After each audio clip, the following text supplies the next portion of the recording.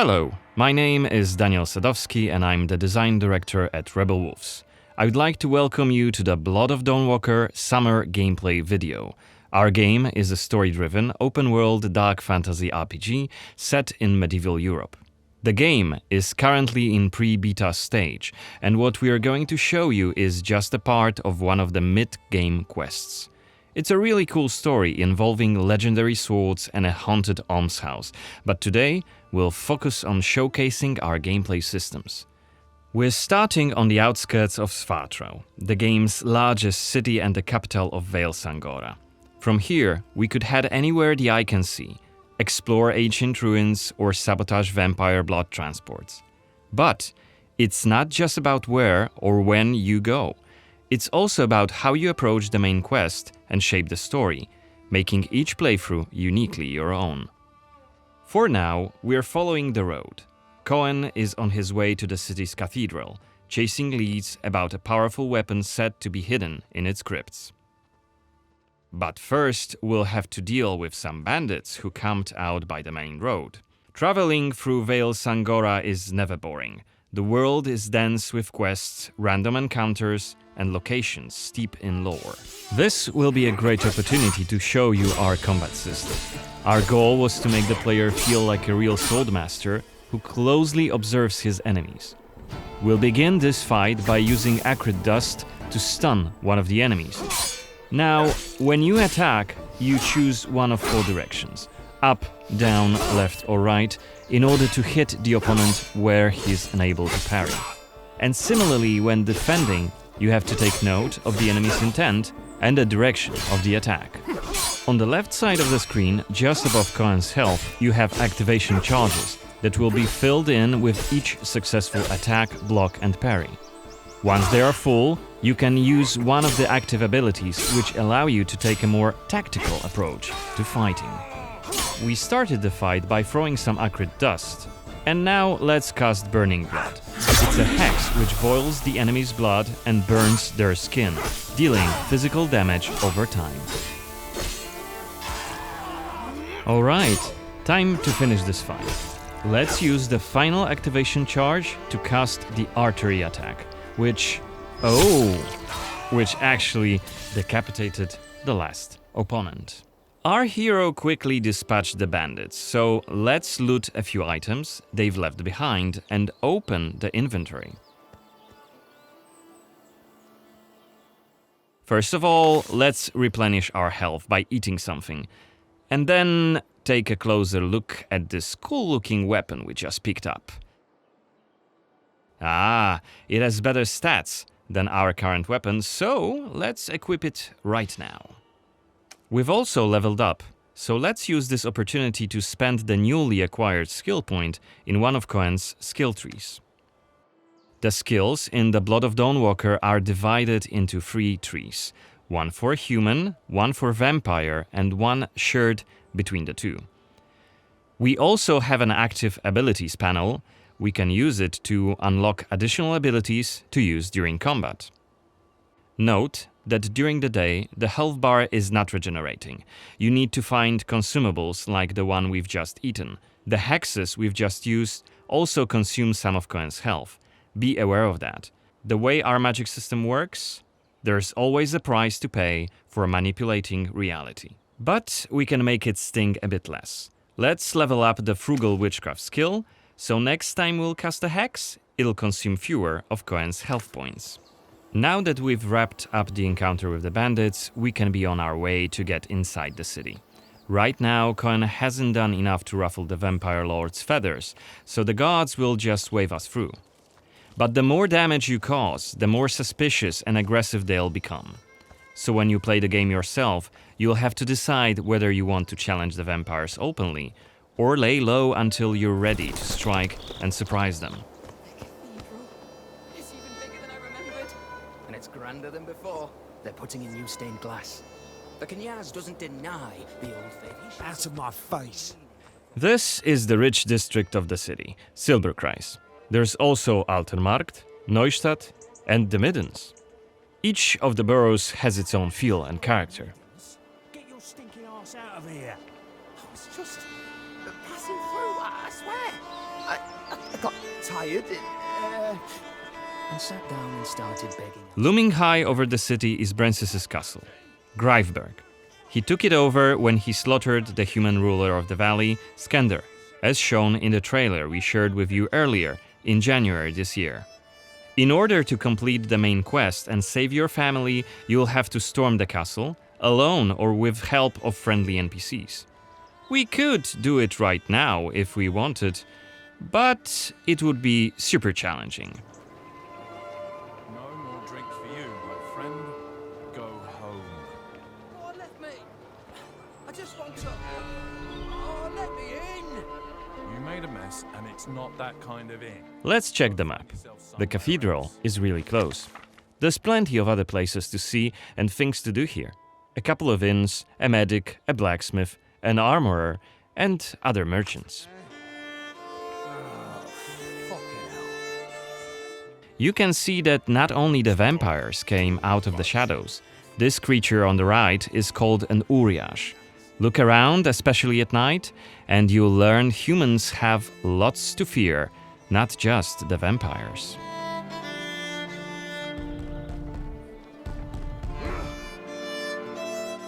And here we can see guards pounding on some poor guy's doors.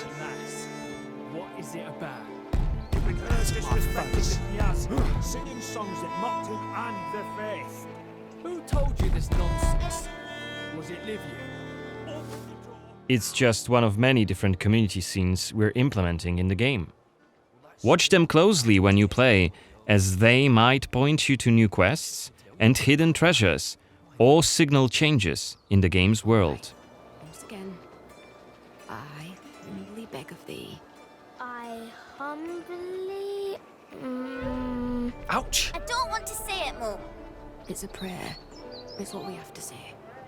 Go on. I humbly beg of thee, protect him and protect Okay, we are at the cathedral gates. Again, since Coen isn't yet wanted by the vampire regime, and it's daytime, we can simply walk inside.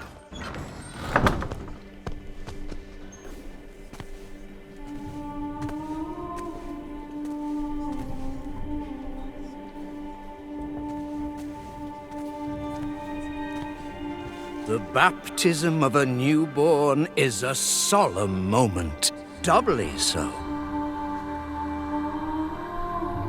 A new life joins our flock, bringing happiness to its parents and to the congregation.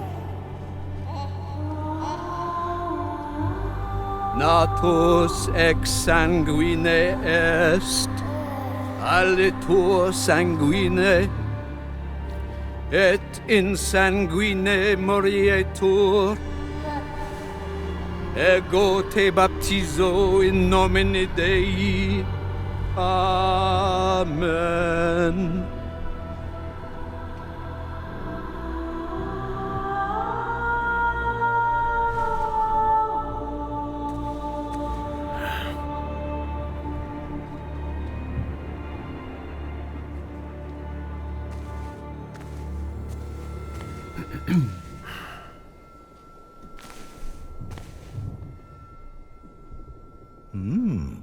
Don't I know you from somewhere, young man?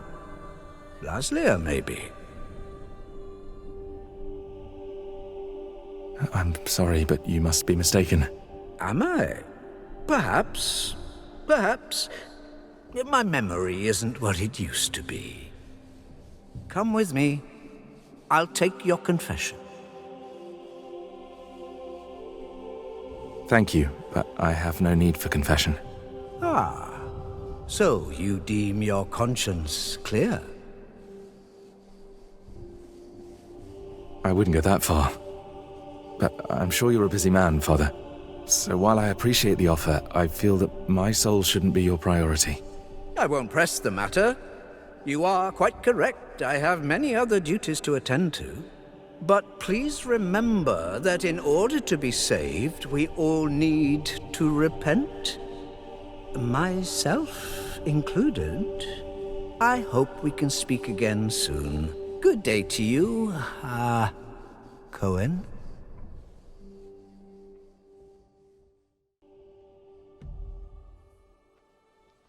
What we saw right here was just one of many cutscenes we recorded for the game, which smoothly transitioned into a dialogue scene. We use cutscenes to highlight key scenes or showcase interesting bits of lore. Like this blood baptism. Creepy, isn't it? The core feature of the Blood of Dawnwalker is the dual gameplay loop. Remember, Coen may be a human during the day, but he turns into a vampire at night and has a different set of skills at his disposal. And this is just one variable that affects our quests. Depending on when you tackle a particular quest, what choices you've made earlier, whom you befriended, or whom you've angered, your gameplay and story experience will be very, very different. So each quest is a complex structure with multiple possible paths leading to the end goal. We maximize players' freedom and agency, offering you a narrative sandbox to play in. I wonder what secrets may be concealed up there, just beyond Coen's reach. And how do we get there? It's impossible to do during the day, but come night, it's an entirely different story. Let us explain what we mean by taking our current quest as an example. During the day, we got inside the cathedral without any problems, since it's open for all to see and Coen doesn't yet stand out from the crowd. The scaffolds, though, are outside of his reach. But climbing them won't be a problem for the vampire, who has many more exploration abilities at his disposal. Bear in mind, Coen has not completed the quest yet. What's more, there are still a few clues to be found in order to solve this story. It's worth mentioning that narrative sandbox also means that we may completely abandon this quest and follow a different path to defeat Brensis. For today, we're focusing on the gameplay part, so let's see how we could tackle this particular quest during the night. We're starting right after dusk, as a vampire, on the rooftops of Svatro. Right now, we have 22 days left to complete this goal. This counter is always displayed and you'll be warned each time it's pushed forward. So you have to be aware of the time, and it's more of a resource you'll be spending than a racing clock. As a vampire, you'll see and experience the world from a different perspective.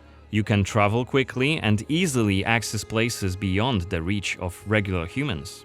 Let us show you what we mean. This is Shadow Step, a unique vampiric ability allowing Coen to jump to almost any place within his reach. Now let's take a good look around using the focus mode. This ability highlights objects of interest and loot. And there is something right here.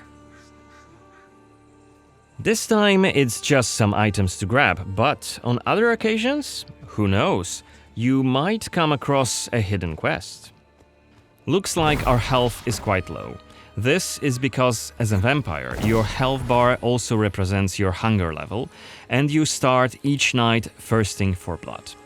Remember, you have to quench this appetite in order to make full use of your vampire abilities, and rein in your monstrous nature around NPCs. Otherwise, you may end up draining someone important, which may lead to unpredictable consequences. We'd better feed then. Maybe on someone who is standing all alone. Like this drunkard. Let's grab him and use Voracious Bite ability. Unless you lose control due to hunger, you get to decide how much blood to drink. You can drain just a bit and knock your victim unconscious, or go all the way and kill them. And if you're adamant you don't want to hurt innocent humans, you can drink from animals and some other creatures. Finally, we are at the cathedral, but it seems to be closed for the night, and the entrance gate is well guarded. Let's find another way in.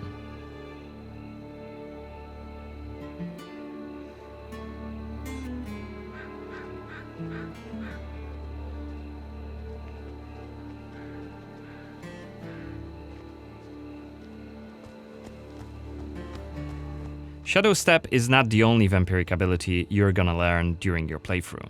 Coen can also use Plane Shift to scale walls and even ceilings smoothly.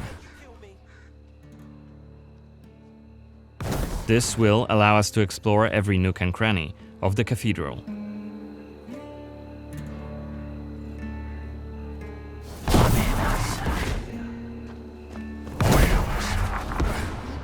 Blood to blood. Better be quiet. You shall become Kenya's prince. Is that Voyeurs Xanthi? What the hell is she doing here? What is she doing? Is that a ritual for the blood gods?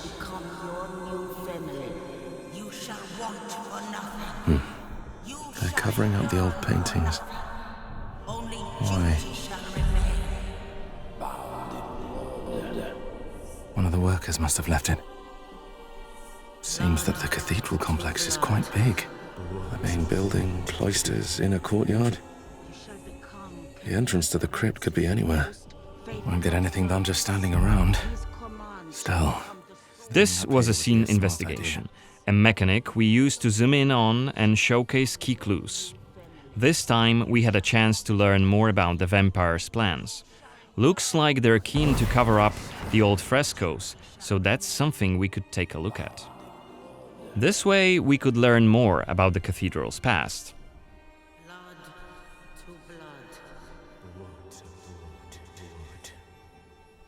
Looks like we aren't alone here. Underneath us there's a group of blood guards, soldiers hooked up on vampire blood, which makes them stronger. And one of Brances's vampire allies. It's Xanthi, the oldest vampire in Vale Sangora, and quite a powerful lady. Let's descend and check what's going on.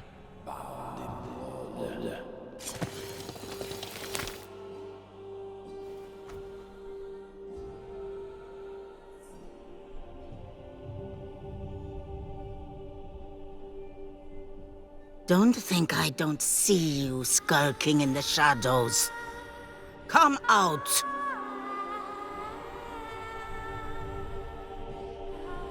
You're interfering with my task. Who are you? It doesn't matter. Very well. I don't have time for interruptions. Let us dispose of him. Quickly!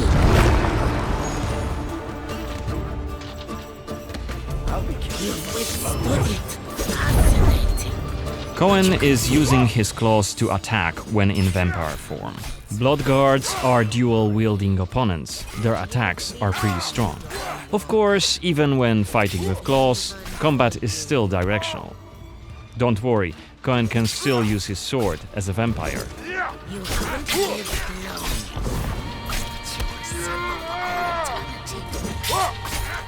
Only after defeating all three of the blood guards, Xanthi deems Coen worthy of a challenge, and she descends to face him.